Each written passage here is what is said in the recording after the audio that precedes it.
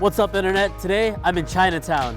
I'm be talking to Yanisa Wu. She's a U of M student, and she's pretty heavily involved in Chinatown's community. And today, she's going to be taking me through the cultural center, her aunt's store, and the rest of the Dynasty Building. I'm RB Beniza, and this is Flatlands.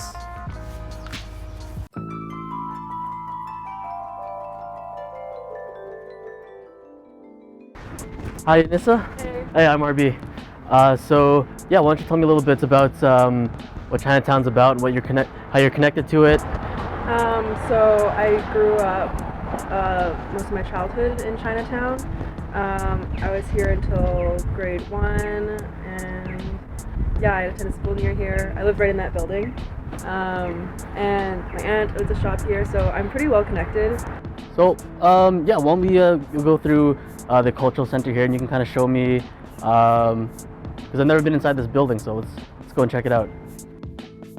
Chinatown was formed in 1909. 10 years later, it had the 5th largest Chinatown and Chinese community in Canada.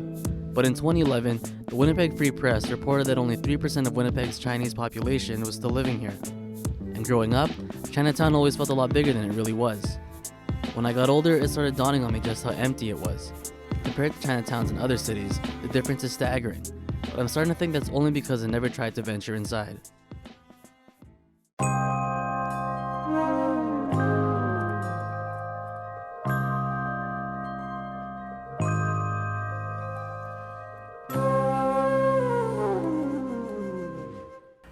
Would you kind of say like the Chinese community comes here mostly for? Like I'm noticing these these herbs out here, and that's Yeah.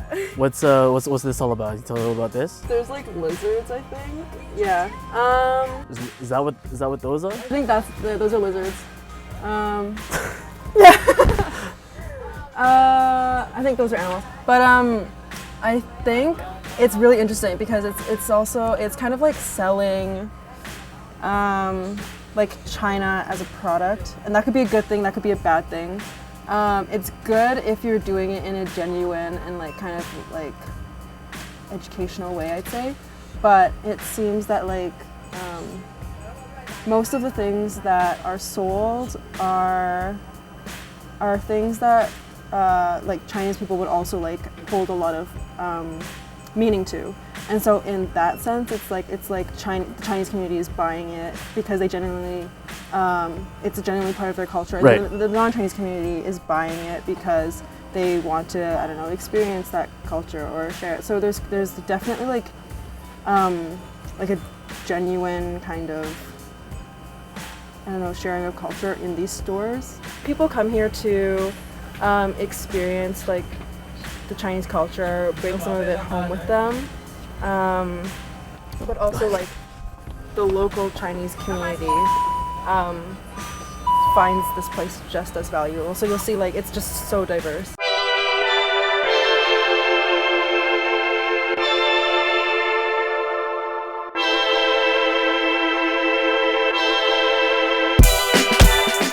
A lot of my friends have never been to Chinatown, but like they kind of know it exists. So I think just spreading the word, and I think it's also like an important factor that like I think that Chinatown has a lot of potential, and like I realize that it's not as like popular as it used to be, and like so my aunt thinks the same way. Like she wishes there were more customers at her shop.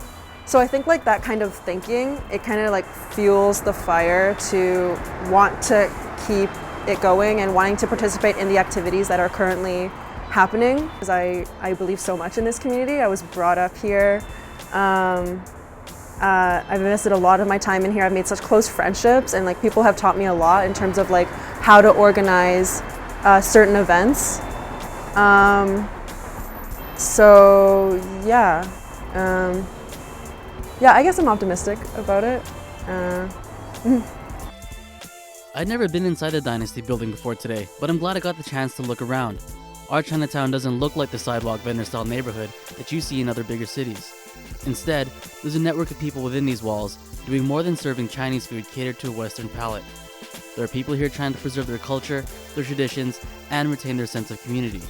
And I think that in that way, it's better than bigger cities. I'm RB Beniza, and this was Flatlands. So you have to have your hands like this the entire time. Yeah. Okay. This has to be straight. Straight. Yeah. Oh, jeez. Yeah, it gives you I'm a not handicap very. sometimes. And both hands actually. Yeah. I'm not very flexible. And imagine yourself wearing like a bright blue or green like dress, like mermaid fishtail. Like exactly. And it's actually a two-piece. So like Okay. Nice. so you feel really elegant, like comfortable. I feel very elegant imagining myself in a two-piece dress. Yeah. Okay. Down and up. Down, up. Down, up. Down. This is the part that gives me trouble. So you like Yeah. you kind of like recoup, like breathe. Right. Yes. And out. Yeah. Okay. Yeah. And you I think also I've have to, got like, it. make sure where your